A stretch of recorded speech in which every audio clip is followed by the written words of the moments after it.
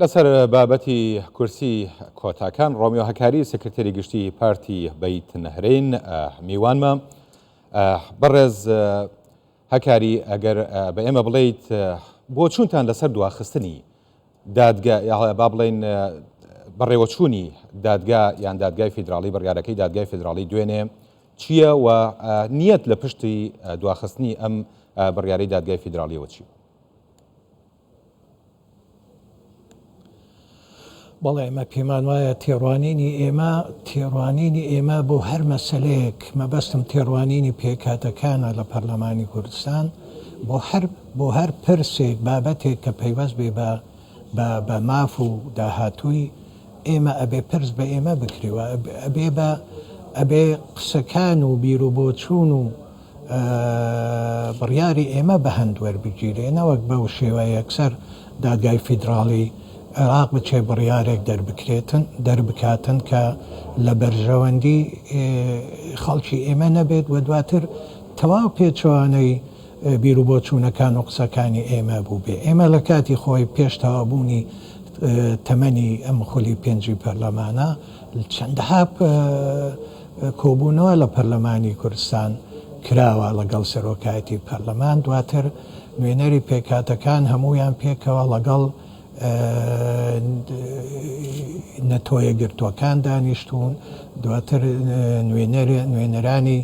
یۆنامی هاتوون بۆ پەرلەمان، هاتوون بۆ بارەگای هەندێک لە حزبەکانی ئێمە قسەمان لەگەڵ کردوون. خۆی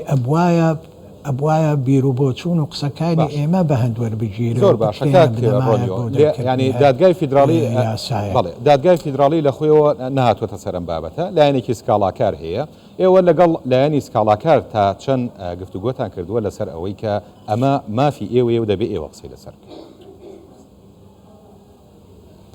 بەڵێ بە تەکید ئێمە باسی ئەوم کرد چەندەها کۆبوونەوە لە پەرلەمانی کوردستان کرایە. لەو کۆبوونەوانە هەموو ئێمە سەقفی با بڵێن مەتاڵی بۆ خۆمان مەخنوێنەرانی پێکاتەکان وهروە تێڕوانینی ئێمە بۆ چوونی ئێمە بۆ ئەم پرۆسەی هەڵبژاردنا زۆر بە ئاشکرا ئێمە قسەمان کردووە و باسی ئەوەمان کردووە کە بێ هەڵبژاردن بۆ پەرلەمانی کوردستان لەسەر ئاستیارێمی کوردستان هەموو یەک بازنەیی بێ، چونکی 5 خولی پەرلەمانی هەڵبژاردن کراوە هەموو یەک بازنایی بووە. بیرمان نەچێت پێش زیاتر لە 2 ساڵ لە سەراستی عێراق هەڵبژاردن کراوە، ئەوەی کە پێش چەند هەفتەیەک هەڵبژاردننی ئەنجومەنی پارێزگاکانی عێراق کرا. هەمووی عێراق بۆ پێکاتەکان تەنها ئەوە بوو لە ئەم انتخاباتی مەجالسی محافظات عێراق بدابەشکرا بۆ سەر با بڵێن پارێزگاکان، بەڵام مەسلەی هەرێمی کوردستان هەڵبژاردننی پەرلەمانی کوردستان پرۆسەیەکی تەواو پێچەوانەیە. لە عێراق کە هەڵبژاردن کرا بۆ ئەنجومەنی نوێنەرانی عێراق دابەشی زیاتر لە 80 با بڵێن بازنەی هەڵبژاردن کرا، بەڵام بۆ پێکاتەکان لە سەرتاسەری عێراق هەموو یەک بازنە بووە. کەواتە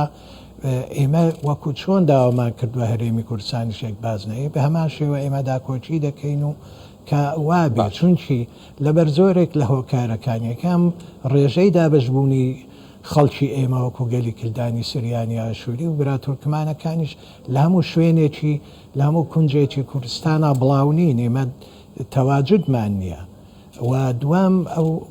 دابشکردنی کورسی کۆتاکان بۆ نمونە 2 کورسی کەلدۆ ئاشووریەکان و 2 کورسی تورکمان بۆ سلێمانی و دواتر 2 بۆ دهۆک و 2 بۆ هەولێر و دهۆک کە ئەم دابشبوونە بەڕاستی مراعاتی شێوازی دابشبوونی خەڵکی ئێمەی تیانە. بۆ نمونە لە دهۆک بۆ تورکمان 2 کورسیان داناوە و لە سلێمانی 2 لە کەرکووک یەک لە هەولێر یەک. خۆی ڕێژەی هەرە زۆری خوشکبرانی تورکمان لە هەولێرن، ینی سنتەری تورکمانەکان لە سنتەری دابشبوونی تورکمان لە هەولێرە. کەواتە ئەبوایە مراعاتی ڕێژەی دانیشتوان دابشبوونی ڕێژەی دانیشتوان بکرێت. بەڵام بۆ نەمانی هەموو ئەم حاڵەتەکان ئێمە کاتی خۆشت 2 مانگ 3 مانگێک پێش تەوابوونی خولی پەرلەمانی کە هەندێک لایەن باسی تعدیلی هەموارکردنی یاسایی هەڵبژاردن کرا ئێمە تەواو دەمانزانی لەبەر ئەو منافەسە و ناکۆچیانەی نێوان حزبە سیاسی کوردیەکان هەبوو تەواو دەمانزانی کە مەجای ئەوە نییە کاتی ئەوە نەماوە بۆ ئەوەی یاساکە هەڵبژاردن داوامان کرد بۆ ئەوەی بۆ ئەم خولی شەشەمیش بە هەمان یاسا بکرێتن و ئێمە دەتوانین لە ماوەی 4 ساڵی خولی شەشەم هەموو یاساکە سەر لەبەری هەموار بکرێت. زۆر باشە کاکێ ڕۆمیۆ من ئەمەیە بپرسم کە وادەیەک هەیە بۆ ئەنجامدانی هەڵبژاردننی هەرێمی کوردستان ئەوە حوتەمین جاریشە دادگای فیدراڵی بابەتی کورسی کۆتاکان دوا دەخات پێتوانی ئەم بابەتە بێتە هۆکارێک بۆ دواخستنی هەڵبژاردنەکە؟ بەڵێ بە تاکید خۆی یەکێک لە ئامانجەکان هەر ئەمەیە بەڵام ئامانجی هەرە بەهێزتریش کە لە پشتی ئەم دواخستنە ئەوەیە کە بەداخەوە ئەڵێم لە دادگای فیدراڵی عێراق بە تایبەتی ئەم ساڵ چەندەها بڕیار دەرچوونە من یەکێک لەوانم کە دەڵێم ئەوانە بڕیاری دادگای نین بەقەت ئەوەی بڕیاری سیاسی بن بەداخەوە ینی دادگای فیدراڵی عێراق کە ئەبێ 100% سربەخۆی خۆی پیادە بکە لە هەر بڕیارێکە بەڵام وەکو بڕیارێکی سیاسی دێنە پێش چاوی من بەڕاستی